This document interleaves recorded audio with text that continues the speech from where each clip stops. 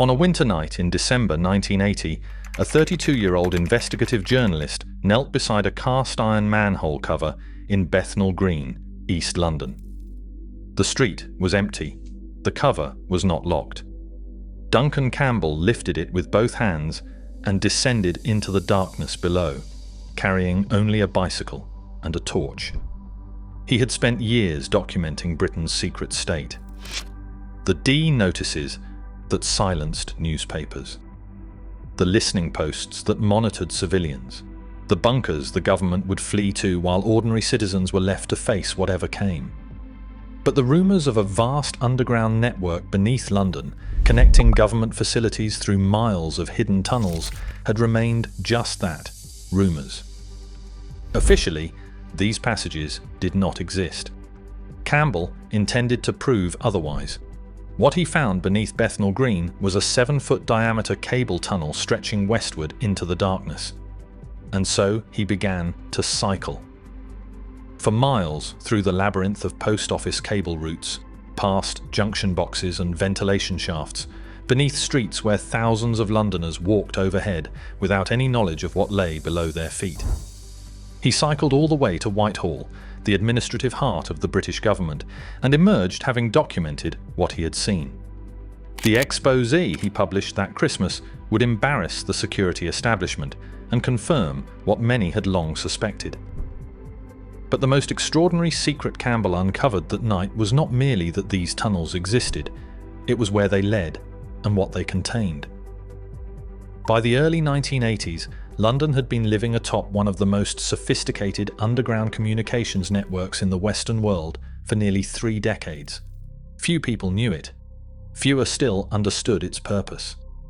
The network had been built in stages, beginning during the darkest days of the Second World War and expanding throughout the Cold War that followed. At its centre, buried beneath High Holborn in the heart of legal London, sat a facility that had carried different names across the decades. The Chancery Lane Deep-Level Shelter, the Kingsway Telephone Exchange, the London Works. Each name deliberately vague, each obscuring its true function.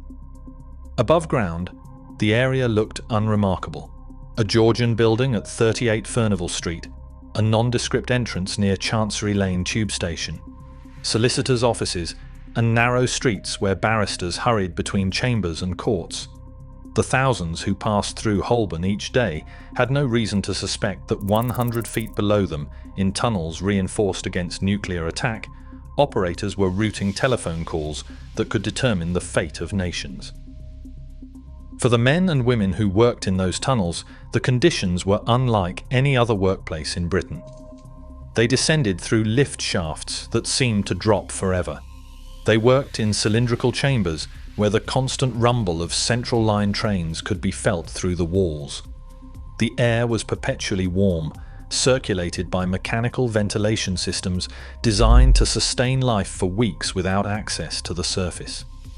The staff restaurant featured mock windows with backlit photographs of tropical beaches and mountain vistas, a psychological trick to combat the claustrophobia of spending 8-hour shifts in a concrete tube deep beneath the earth.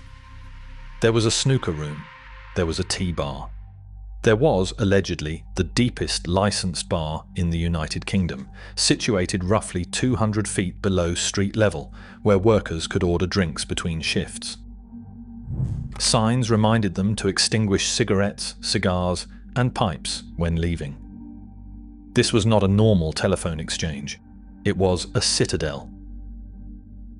The origins of this subterranean world reached back to October 1940, when German bombers had begun reducing London to rubble. The Blitz had exposed a terrible inadequacy in British civil defence. There was nowhere for civilians to shelter that could withstand a direct hit. The underground stations offered some protection, but they had never been designed for that purpose. Platforms were overcrowded. Sanitation was medieval. The government, initially resistant to the idea of Londoners sheltering in the tube, eventually relented and began planning something more ambitious. 10 deep-level shelters were proposed beneath existing Northern and Central Line stations. Each would be constructed more than 50 feet underground, well below the existing railway tunnels. Each would house 8,000 people in 2 parallel tubes, fitted with bunks, medical facilities, and canteens. They would be connected to the stations above by lift shafts and emergency staircases, but they would be independent structures, capable of withstanding anything short of a direct hit from the largest ordnance. The Chancery Lane shelter was completed first in March 1942. But by then, the Blitz had ended. The existential crisis that had justified its construction had passed. And so, rather than opening to the general public as a shelter, the facility was requisitioned for other purposes. By January 1944, the tunnels beneath Holborn had become something else entirely. The Special Operations Executive, Britain's secret service for sabotage and subversion in occupied Europe, moved in under its cover name, the Inter-Services Research Bureau. Codebreakers from what would become GCHQ followed. The London Civil Defence Region established a reserve war room. For the final 18 months of the war, these tunnels housed some of the most sensitive operations in the British intelligence apparatus, hidden beneath the feet of Londoners who knew nothing of their existence. When the war ended, the tunnels did not empty. They transformed. In 1949, the General Post Office took control of the Chancery Lane complex and began a secret expansion that would continue for 5 years. 4 additional tunnels were excavated beneath the existing shelter, extending the network at right angles. The excavated soil was reportedly transported miles outside London, spirited away to prevent anyone from asking questions about where so much earth had come from. Workers installed 337 miles of switchboard cable and 3 miles of equipment racking. A cable tunnel connected the exchange to a wider network stretching 12 miles across London, linking government facilities from Bethnal Green to Whitehall. The construction was governed by the Post Office Works Act of 1959, which vested ownership of the underground chambers in the Postmaster General. When Lord Chesham introduced the bill in the House of Lords, his language was deliberately opaque. He spoke of deep-level chambers constructed under emergency powers, adapted for essential post office purposes. He did not specify what those purposes were. The press, bound by D-notices, did not ask. On the 30th of October 1954, the Kingsway Telephone Exchange opened for operations. The engineering achievement was formidable. The main tunnels descended to approximately 100 feet below street level, with the deepest sections reaching 200 feet. The facility could handle 6,000 simultaneous telephone calls, processing between 1.4 and 2 million calls per week, roughly 15% of London's long-distance trunk traffic. 4 diesel generators producing 1.5 megawatts of power were fed by 22,000 gallons of fuel, enough to sustain operations for 6 weeks without any connection to the surface. An artesian well provided fresh water. The exchange was not merely a communications hub, it was designed to survive the end of the world. 2 years later, in 1956, it became the British termination point for TAT-1, the first transatlantic telephone cable connecting London directly to Canada and the United States. And in August 1963, a new circuit was completed that would give this obscure underground facility a role in the highest stakes of the Cold War. The Moscow to Washington hotline did not, as popular culture often depicted, consist of a red telephone. It was a full duplex teletype system, encrypted using one-time pads, routed from Washington through the TAT-1 cable to London, then onward through Copenhagen, Stockholm, and Helsinki to Moscow. The UK node of this circuit, the link that connected the 2 superpowers in case of imminent nuclear confrontation, ran through the Kingsway Exchange. The first test message, sent on the 30th of August 1963, read, "The quick brown fox jumped over the lazy dog's back on 2-3-4-5-6-7-8-9-0." 1 year earlier, during the Cuban Missile Crisis, the tunnels had been fully staffed and sealed. For approximately 2 weeks in October 1962, workers had been unable to leave. They slept in the bunks originally installed for wartime evacuees. They ate from the stockpiled rations. They waited to see whether the world above would still exist when the lockdown lifted. It did, and so the work continued, year after year, in classified silence. For decades, the Kingsway Exchange remained one of the most sensitive facilities in British infrastructure. Over 200 post office engineers worked rotating shifts around the clock. They were bound by the Official Secrets Act. They could not discuss their work with family or friends. The facility appeared on no public maps. Then Duncan Campbell lifted a manhole cover in Bethnal Green. His 1980 New Statesman article titled "A Christmas Party for the Moles" documented his journey through the tunnel network with photographs and maps.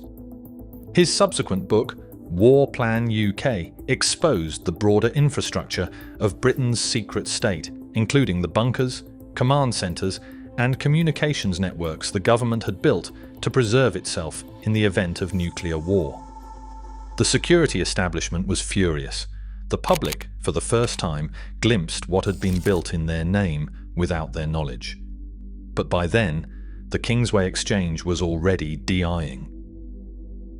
In the early 1980s, inspectors discovered blue asbestos throughout the facility. Citadel, the most dangerous form, had been used extensively in the tunnel construction. A phased shutdown began. The thousands of telephone calls that had once flowed through the exchange were rerouted to other facilities. By 1995, only the main distribution frame remained in service. The tunnels fell silent. For the next 3 decades, the facility sat empty beneath High Holborn, a preserved relic of Cold War paranoia. BT, the privatised successor to the post office, offered the tunnels for sale in 1996 and again in 2008. Urban explorers occasionally found their way inside, documenting the abandoned equipment, the faded signs, and the dust settling on machinery that had once connected world leaders across oceans. The mock beach windows still hung in the old staff restaurant. The emergency rations had long since been removed. In 2023, a private company purchased the tunnels for approximately £20 million. The London Tunnels, a public limited company led by Australian entrepreneur Angus Murray, announced plans for a £220 million renovation that would transform the facility into an immersive attraction.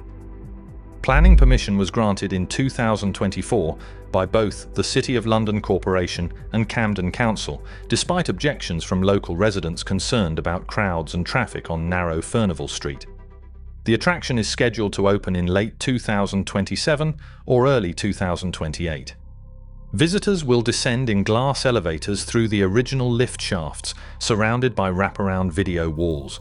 They will walk through tunnels that once housed Spies and Codebreakers, past the chambers where the Moscow to Washington hotline was routed, into spaces that were classified for longer than most Londoners have been alive. The company has announced a partnership with the Military Intelligence Museum. The marketing materials invoke James Bond, noting that Ian Fleming, who served as the Admiralty's liaison officer with the Special Operations Executive, may have drawn inspiration for Q Branch from these very tunnels.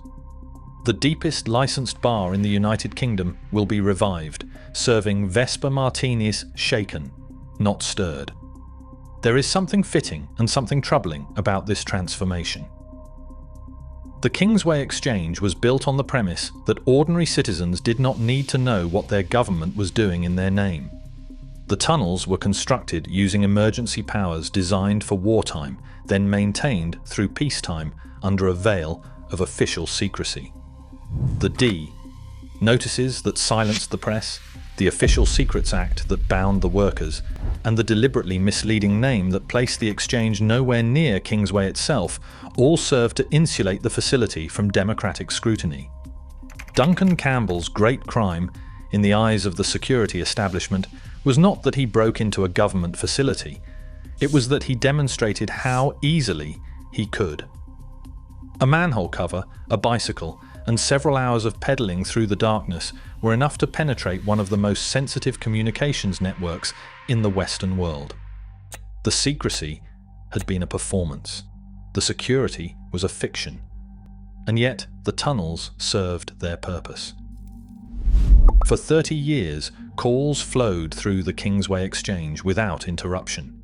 The hotline that connected Washington and Moscow, the circuit that might have prevented nuclear miscalculation in the most dangerous moments of the Cold War, operated reliably and without fanfare. The workers who descended into that subterranean world each day, who endured the constant warmth and the rumble of passing trains and the artificial beach scenes on their mock windows, did their jobs with a professionalism that history has largely forgotten. The tunnels that will soon welcome 2 to 4 million visitors per year are the same tunnels where those workers spent their careers in classified silence. The chambers that will be filled with LED screens and immersive experiences are the same chambers where staff waited out the Cuban Missile Crisis, uncertain whether they would ever see daylight again. The bar that will serve tourists their cocktails is the same bar where engineers once gathered after shifts spent routing calls between superpowers. What survives is not merely architecture. It is the accumulated weight of decisions made in darkness, of secrets kept for decades, of a parallel London that existed beneath the city's streets while the city above went about its business, unknowing. 100 feet below High Holborn, in tunnels reinforced against a war that never came, that hidden world is finally opening its doors.